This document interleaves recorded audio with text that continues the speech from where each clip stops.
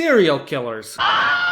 We've all heard of them, from medieval ones like Elizabeth Bathory to the modern ones like Ted Bundy. Their crimes against humanity are subjects of morbid curiosity. And although serial killers in the West are well known about and documented, the same cannot be said about the ones in the Balkans. So here are some more of the worst criminals that ever lived in the Balkans. If you're interested in the first part of this series, you can check it out here. So without further ado, let's begin. Starting off, we have Vinko Pintarić from Croatia. Born in 1941, just as World War II spread to Yugoslavia, Vinko's father joined the communist partisans and rebelled against Nazism in the newly established fascist independent state of Croatia. Because of this, he quickly became a public enemy and was brutally beaten in front of Vinko and his wife before being arrested and killed by the state. Vinko's mother, after her husband's death, remarried. However, his new stepfather soon enough started physically and verbally abusing him, all of which fostered feelings of hatred and resentment in the young man's heart. Despite his rough upbringing, Pintarić was able to become a relatively well-functioning member of society for a time,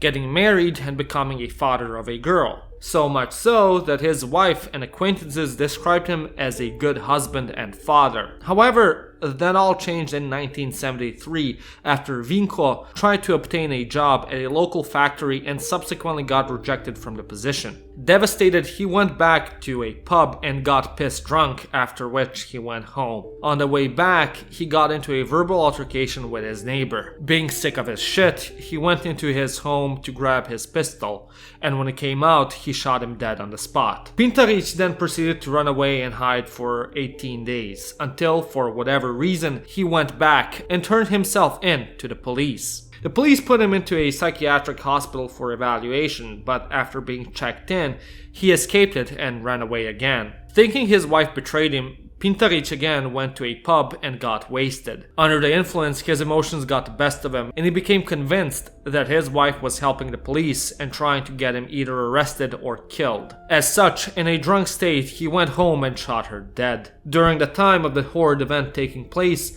Vinko was so drunk that when he woke up the next morning, he had no recollection of the event ever taking place. Only after going to a nearby town did he hear about the news of his actions, to his shock and horror. Nevertheless, the police soon enough found out where he was hiding and were able to arrest him. During the police interrogation, Pintarić admitted to what he had done, but pleaded not guilty, claiming that in both instances he was provoked into murdering his victims while being drunk. As you can imagine, this wasn't enough to convince the authorities, and not long after, the court found him guilty and sentenced him to be executed. However, due to some miracle, his sentence was reduced to 20 years. After being sent to prison, Vinko became well known amongst the guards and other prisoners as a well-behaved inmate, because of which he was given cushy jobs and better treatment. However, after a couple of years, he started issuing threats against his ex-neighbors whilst trying to apply for leave. The prison denied his request due to fears of him reoffending if he were released. This didn't discourage Pintarić, and he just simply wrote his name on the list of prisoners to be released on leave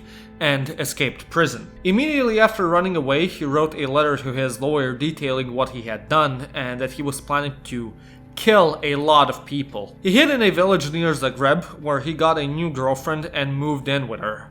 She was aware of his identity and crimes, as was the rest of the village. As such, after the police figured out his whereabouts, they arrested his girlfriend. Furious at what the police had done, Vinko rushed to his neighbor's house armed with a shotgun and took the entire household hostage, claiming he was going to murder 30 people if she wasn't released immediately. Surprisingly, his hostages were able to overpower him and subdue him by hacking him with a meat cleaver. Injured, the police took him into custody. For his escapade, he got an additional 20 years, but again, in 1989, he escaped. After going into hiding again, the police received a hint about his whereabouts from a witness that spotted him on the street. Outraged, thinking the owner of a cottage inn where he stayed ratted him out, he murdered the owner. Then he murdered another one of his neighbors because he was under the impression that they had killed one of his chickens. The police moved in on Vinko. However, as they tried to apprehend him, he opened fire and injured one officer. This prompted the police to form a manhunt task force equipped with helicopters officers in all that would go and capture him. Overnight, they surrounded his hideout, and when he went outside in the morning, he was called to surrender, but again, he opened fire on the officers. In response, they shot back, wounding him and forcing him back inside. As time passed, it was obvious Pintarić was not coming out, so the police threw tear gas into the house. Following the crowd control, the police stormed the premises and shot him in the head, killing him immediately. But you know what will never shoot you in the head? MyHeritage, baby! MyHeritage is a worldwide leading family history service. With over 19 billion records, MyHeritage helps you discover your long-lost family in an easy and fun way. With just a couple of clicks, you can discover an entire family history you never even knew about. By building your family tree on MyHeritage, even if you don't know much about your family's origins, you can still find new family members and their records with little to no effort. For example, my great-grandfather after World War II fled to Australia for no reason whatsoever, abandoning his family in Yugoslavia.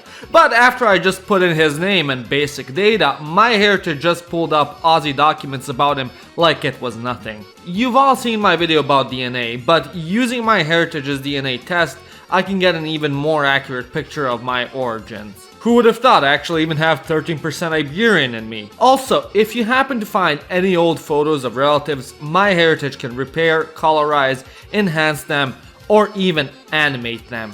So don't waste any time. Click my link in the description or scan the QR code to start your 14-day free trial today and discover your family right now. Only on myheritage.com.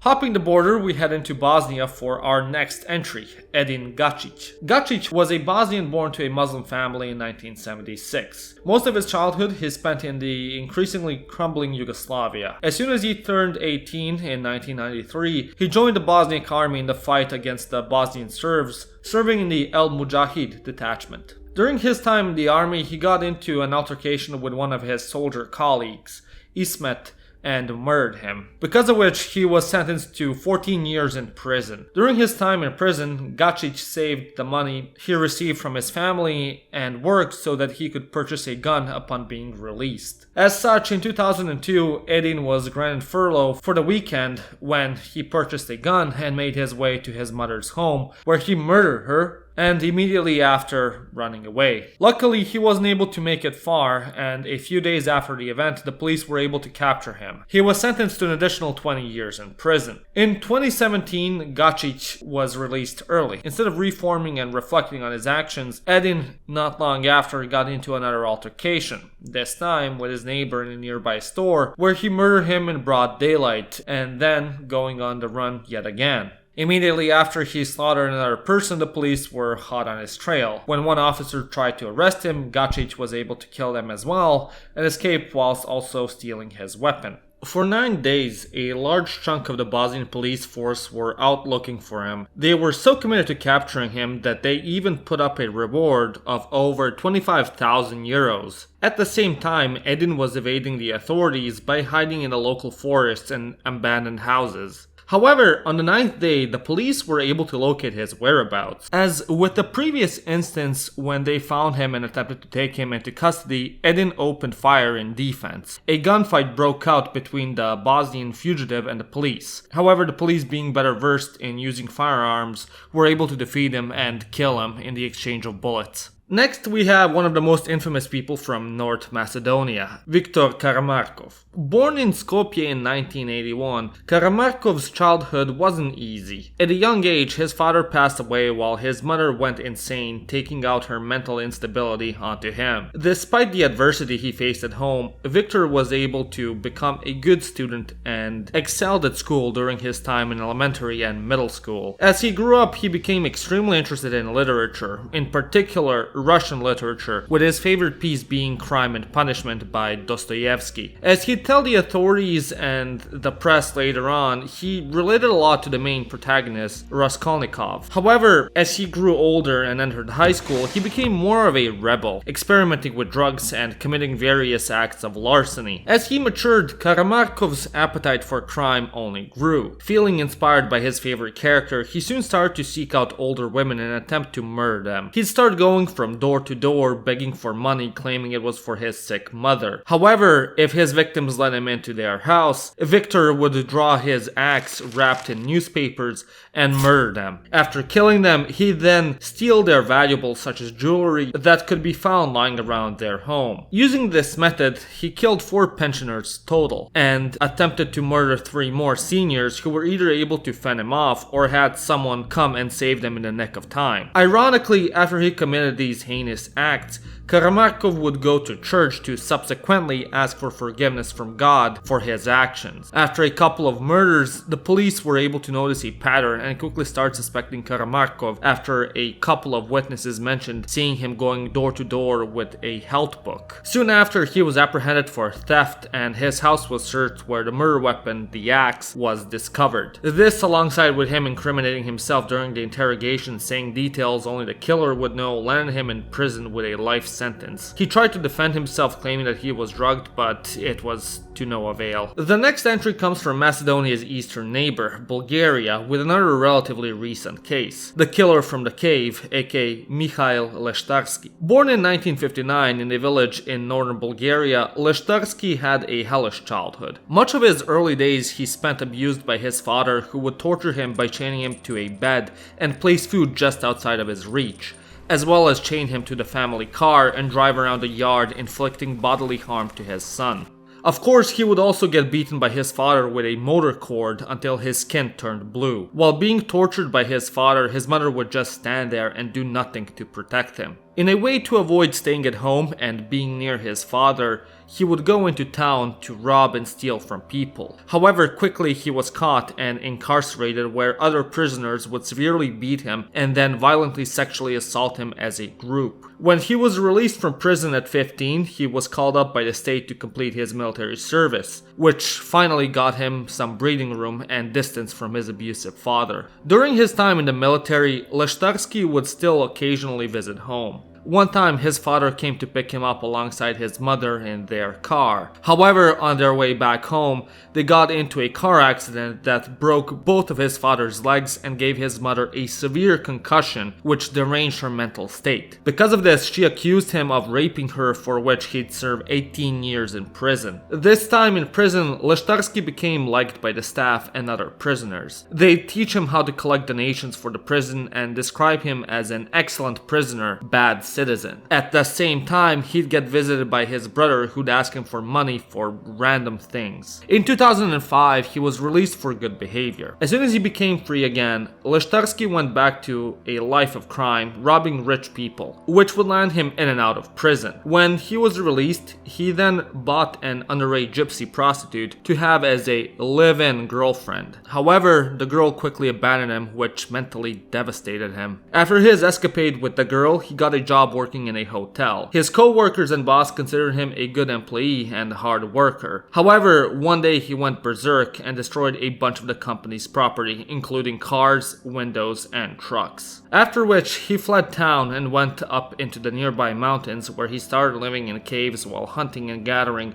to survive with a homemade bow. For several months, he lived alone in nature until he moved back into civilization, moving in with his former cellmate, who he kept hostage as well as his wife. If they notified the police, he was in their house. His stay wasn't without violence, as by the end of it, he sexually assaulted his cellmate's wife after he beat him to a pulp. After the incident, he fled town again and started roaming the country, ending up in a village nearby Sofia, Bulgaria's capital. There, he broke into a house, stealing some food and alcohol, after which he left. After wandering a couple of more hours later, he returned back to the same house where he saw a woman named Tomova at home. He asked her for some food, to which she gave him a bit of bread. He then told her he was planning to sleep in her house. After telling her that, she invited him in and made him an omelet. After they ate, she invited him outside for a smoke. Coming back in, she started to preach to him about the Bible and God. This annoyed Leshtarsky, and because of the lecturing, the two got into an argument. The argument escalated when Leshtarsky pushed her onto a chair and tried to force himself onto her. Tomova tried to defend herself by attempting to get a hold of a nearby axe, but Leshtarsky was able to overpower her. In an attempt to sexually assault her, he held her by the neck, which ended up strangling her. After realizing she was dead, he got off her and started weeping. After crying, Leštarski then cut off one of her breasts and covered her face with a Bible, leaving immediately after. Tomova's family tried to contact her several times over the phone, but as she didn't answer, her daughter sent her husband out to check on her, who subsequently discovered her dead body. As with every murder case, the police got immediately involved. However, after 2 months of investigating, they couldn't come up with anything and the investigation was put on hold. For 2 years, the case remained open until 2011, when the police detained Leštarski in a nearby cave after he was reported for several robberies in a nearby town. In custody, he confessed to murdering Tomova and then immediately after withdrew his confession. After investigating him, the police started to believe he was responsible for an additional 4 murders, which happened in nearby proximity to Leštarski, and the victims consisted of senior women. However, as of yet, none more have been confirmed. For his crime of killing Tomova, Leštarski was given 2 life sentences, which he is serving today in Sofia. While in prison, although he maintains his innocence, he has gone on the record that when he leaves, he'll skin at least 5 people and bragged how he also murdered a midwife. So, there's that. And yeah, those would be even more of some of the worst criminals that ever existed in the Balkans. That is, if you don't include war criminals in this list. Let me know what you think. And again, big thank you to MyHeritage for sponsoring this video. Go and check them out by either scanning the QR code on screen or clicking the link in the description to start your 13-day free trial today. And don't forget to like and subscribe for part 3, that will be coming out sometime next month. And if you really enjoyed this video, consider getting some merch at theironicsshop.com. My name is Janos and you've watched Living Ironically in Europe. Hey, why are you